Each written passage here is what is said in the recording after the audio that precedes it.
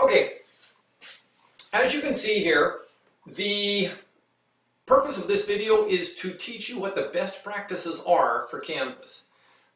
There are ways to use Canvas that are inefficient, that take a lot of time. I want you to have the best practices in Canvas. That way you're not going to waste a whole lot of your time doing Mr. Leavitt's U.S. History class. You're going to be able to move through my assignments very quickly. I'm going to try and keep the procedures down to step 1, step 2, step 3, step 1, step 2, step 3, step 1, step 2, step 3, so that you just know with every assignment there's going to be a video, there's going to be a quiz, and then there will be something else that will allow you to have a discussion with a classmate or something like that. So that's the way it's going to work, and that's why we call these best practices. But not related to any specific assignment, these are best practices that are just related to the classroom, a virtual classroom. So let's get right into it.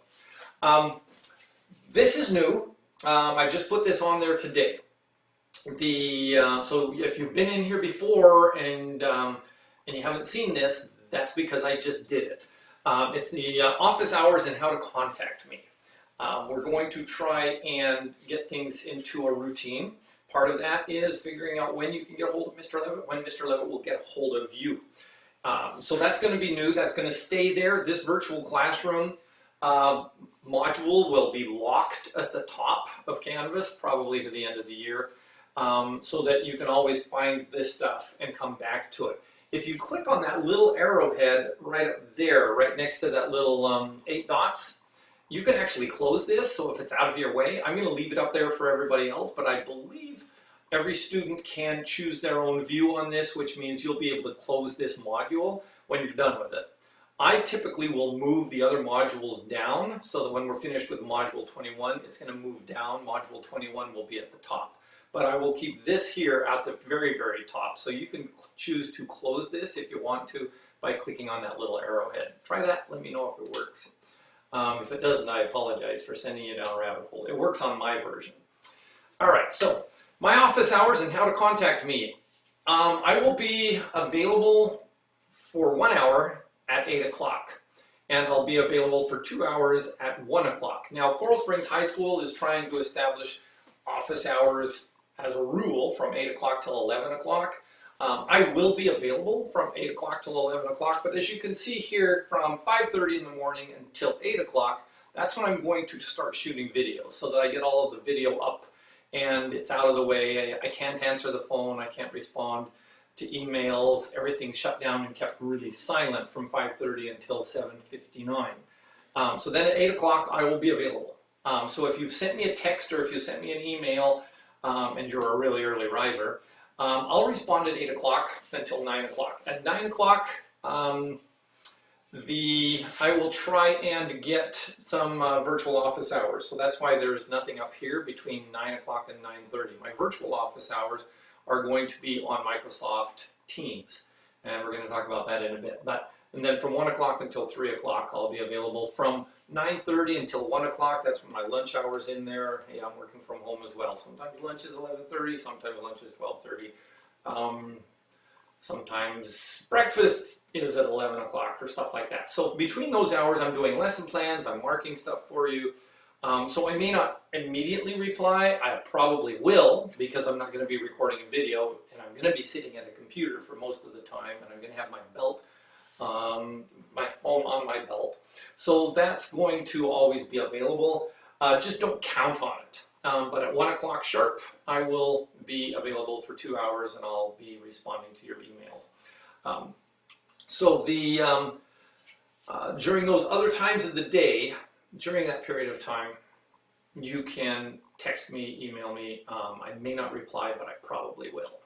But the virtual classroom is experimental at this point in time. I'm not quite sure what we're going to do, how it's going to work. I'm not quite sure how it's actually going to work in practice, let me put it that way.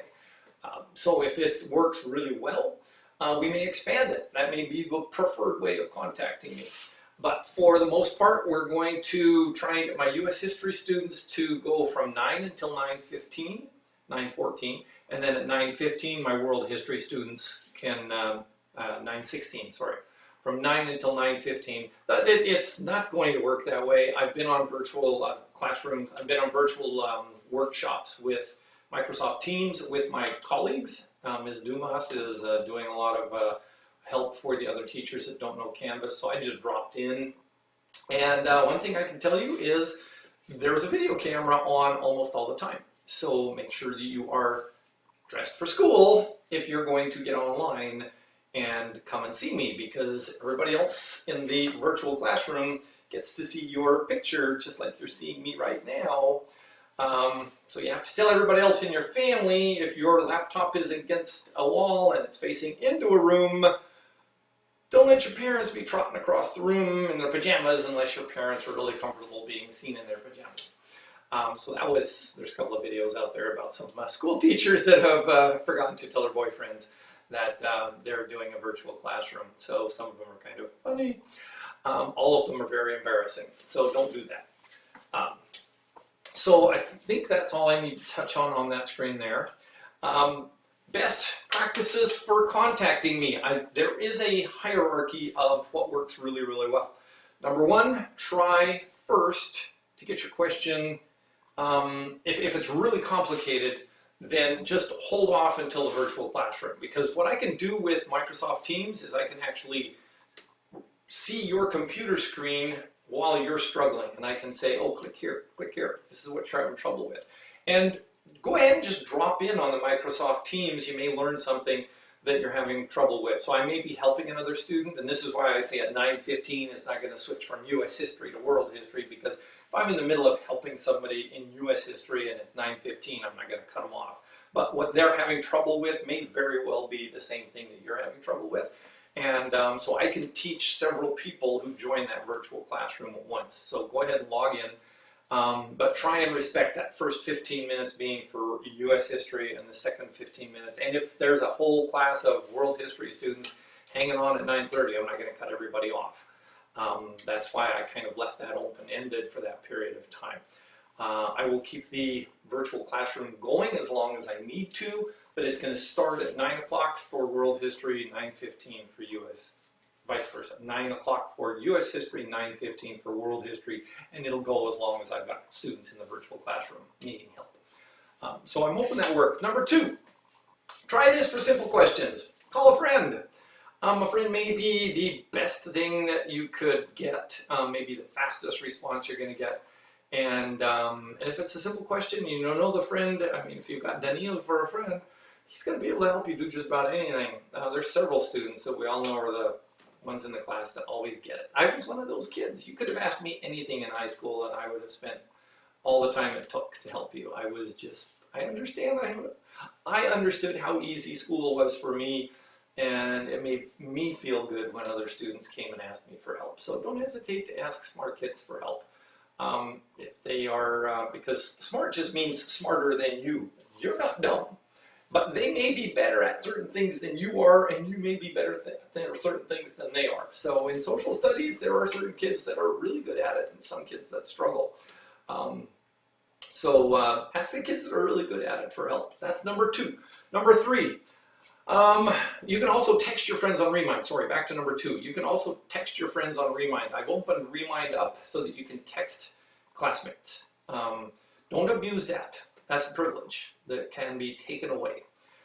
Try this for non-urgent questions. Number three, send Mr. Leavitt an email through Canvas. Click on the inbox on the far left-hand side. So see this little window over here? I mean, it's way over here, sorry. Inbox over there. That's where your email is inside Canvas. You don't have to go to Outlook to use it. Canvas is its own email server. Right there. So you can use the Canvas email for everything. That's where I'm going to be originating. Almost all of the email is now going to be originating inside Canvas, unless we're working on an Office 365 app that would also allow you to use Outlook within Office 365. So when we're in Canvas, we use Canvas email. When we're in Office 365, it will automatically default to Outlook email. And we're going to talk about that in the next screen here. So if you think it will help, I'm still on number three here. do a screen grab for me and send that as part of the email. And it's quite often it saves a whole lot of writing if you can just capture the screen and say, Mr. Leavitt, what's it doing here? Why? And I can look at it and I can answer, and I can possibly even go back to this number 1 up here and say, hey, you know what, why don't you get on Microsoft Teams right now, and let's deal with that right now. If I've got time right now, I can open Office Microsoft Teams at any point in time. That's going to be the scheduled time at 9 o'clock and 9:15, but any other time, it's still a possibility that I can get on the computer and walk you through something. All right, number 4. For simple questions, I need help as soon as you are free. Complex questions as well, send me a text on Remind. If I'm in the middle of a video lecture, I'm not going to pick up the phone. But if I'm just in the middle of grading really boring student work, my phone's going to be right there. I can answer it. Take a chance. If it's within office hours, I can almost guarantee you I will pick up the phone right away unless I'm with another student. So that's going to be the way that you can get a hold of me as far as having office hours and classroom hours. So hopefully that works. Mentioning how the Canvas inbox works and how Canvas works, there is another option which is available. So if you click on Account, this is your account on Canvas, it will open up this screen here. And click on Settings next. And when you click on Settings, this sidebar over here opens up. And this sidebar over here will allow you to set up a whole bunch of other email addresses, so that if you really hate Outlook, if you never check Outlook, you can set up another email address right here, and it will send the same email that went to Outlook, which is your 06@my.browardschools.com email address. It will send that exact same email to the other email as well, so that you don't have to go back into Outlook or however complicated your life may be. And for me, everything overlaps. I just get emails on everything. So I don't need to set up a whole lot of other stuff because all of my emails are on my phone. They're on all 3 of my computers. And so I don't have to worry about anything else, which is why mine is set up the way you see it here. It's just lester.leavitt@browardschools.com. I do not need to hear it on my phone because Canvas, when you're a school teacher, has tons and tons and tons of notices. I mean, it just blows up your phone. If you find out that it's blowing up your phone and you don't want it on your phone, take it off. But you can set it up. If you want to be kind of all over the place and doing a virtual classroom on your own time, you can have it ring your phone, and that way you'll know, oh, I gotta respond to Mr. Leavitt so that he thinks I'm doing my work when I'm really not. You can do that, and it works quite well. So don't hesitate to do that if you want other contacts. So the other contacts are available to you as well. All right, now both dashboard and courses, try them both. Dashboard and courses. Dashboard should be the one you use because all of your classes should be set up properly so that when you go on dashboard, now you are 100% virtual classroom with all of your teachers. All of your teachers should have really nice display set up on your dashboard. So dashboard is what they're meant to use, but if you don't like it, use courses. They're both the same. You get into all of your courses the same way. It's kind of like, do you want all the ads or do you want to just see your courses and go into your courses? Dashboard will give you all of the notices, and that's important in that regard because if you go in through dashboard and Broward Schools wants to tell you something about your graduation, or Broward Schools wants to tell you something about Canvas or the day we're going back to school, those kinds of things will all be on dashboard. So it might be a good habit to get into dashboard, but either one works. Your home screen might look different than this. I have set, for your other classes, I've set up the home screen so that you will always be in module view. So module view is how everything works in my classroom. So I have set my home screen up to take you straight to module view. Other teachers can set up your home screen the way they want to. And they may set it up so that it goes to announcements, so that if they're not as good at using Remind, they may have you land on an announcements page. I've shut announcements off. I will never use announcements. They blow up your phone. and I don't like my phone blowing up, so I assume nobody else likes their phone blowing up. Anything I want to tell you, I'll send it out on Remind. Anything I want you to do, it will be accessible in module view. So that's the way it's going to default for me. The other thing, a lot of you love doing something as soon as it shows up in the to-do list. I'm not hardwired to work that way. So when I do something on Canvas and I say, yeah, put it in the to-do list, I'm assuming you are going to use this to-do list like a grocery list, not as modules view. So if it's at the top of the to-do list, it doesn't mean it's the top thing I want you to do. It just means that it went to the top of the list. If you ran out of eggs before you ran out of butter, eggs are going to be on the top of the to-do list in your grocery list. But eggs are going to be in one aisle, butter is going to be in another aisle, the rice is going to be in another aisle. So these are all the grocery list items. You've got to do them all, and they all have dates on them. If I look really close here, right at this point in time, March 10th at 9:05, that was on the to-do list. So those kinds of things, they don't clean off until you actually get them done. And so that's one reason why to-do lists kind of get cluttered.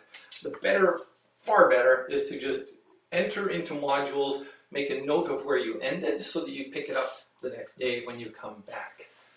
So when you start everything with modules, everything you need to do flows in the correct order, and it's easy for you to pick up where you left off. So don't forget to always go back to modules view and just kind of check the to-do list to see if there's something that you've missed, or if something new came up, or something to that effect. So for the most part though, do not use the to-do list. It's not in the right order.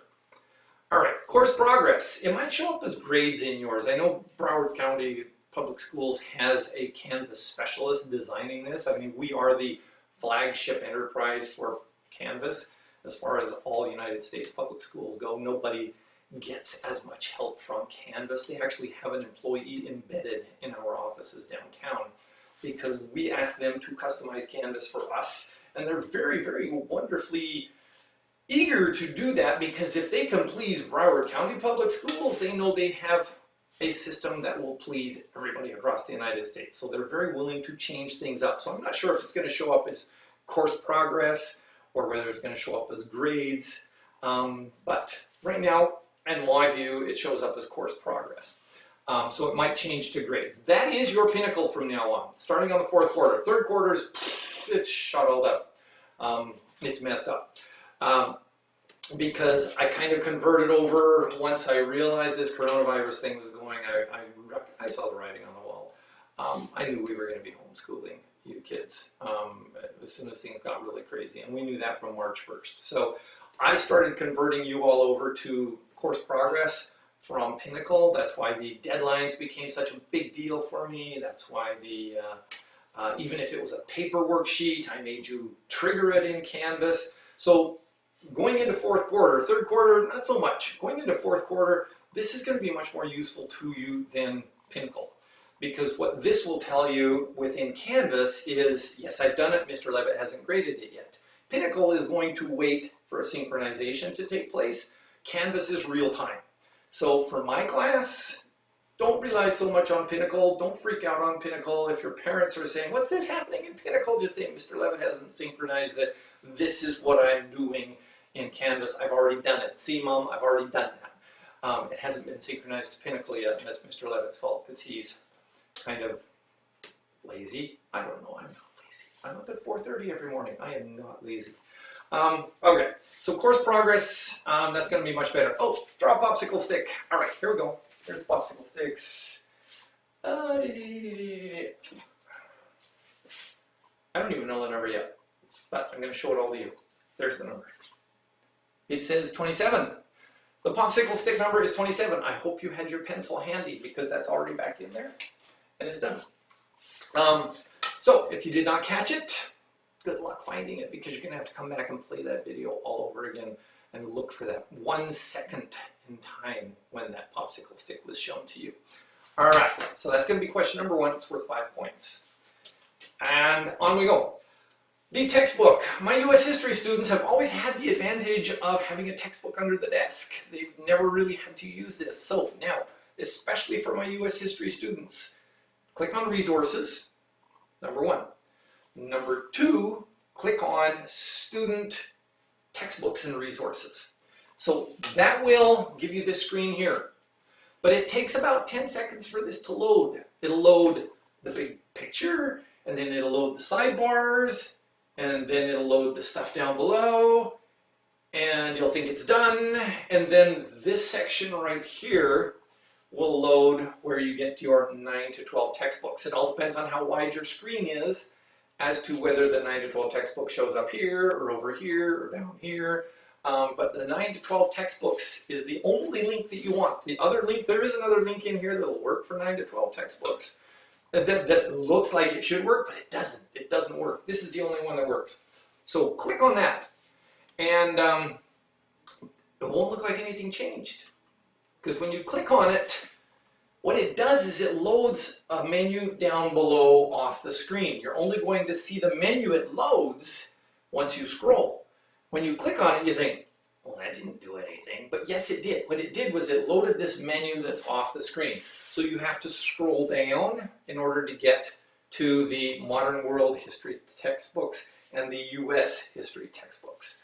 So both my textbooks are right there side by side. So this video will work for both U.S. history and world history classes because they both load the same place. So that's what I use.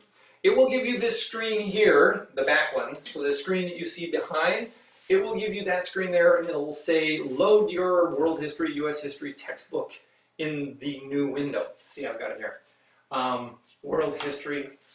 We're in module 22, so for this next little section here, you're going to see me point to screens that say module 12. Module 12 is the U.S. history textbook. World history students, you're all used to this. You already know. We are done with module 21. So when we go back into the textbook now, we're going to be going to module 22. So when you see module 12 over here, if you're in world history, think module 22. All right, you got it? All right. So when you click on that one there, it's going to leave that tab already up, and it's going to load this in a new tab. That's kind of nice because almost everything that you do in a textbook, you're still going to have to go back and take a quiz, or you're going to be working on a Canvas quiz, or you're going to be doing a Canvas assignment in another tab. So it's going to be handy to have these tabs open all at the same time. And this is something else I'm going to mention. The right click, open in a new tab, or right click, open in a new window. That's going to be very, very useful. You saw my computer setup at school. I actually had a second monitor. And you can set your laptops or your computers at home. If you've got a spare monitor hanging around, just grab a VGA cable or a DCMI cable or an HDMI cable and connect your laptop to the television, for Pete's sake. You can, any television with an HDMI input can serve as your second monitor. So if you wanted to watch my videos on your big 60-inch television screen with the laptop sitting on the coffee table in front of you, connect your laptop. If you've got a school laptop, it has an HDMI outlet. It does not have a VGA outlet. But an HDMI outlet, pull it out of your Game Boy or whatever there is nowadays. I have no idea what the computer games are. Your Atari? Yeah, right.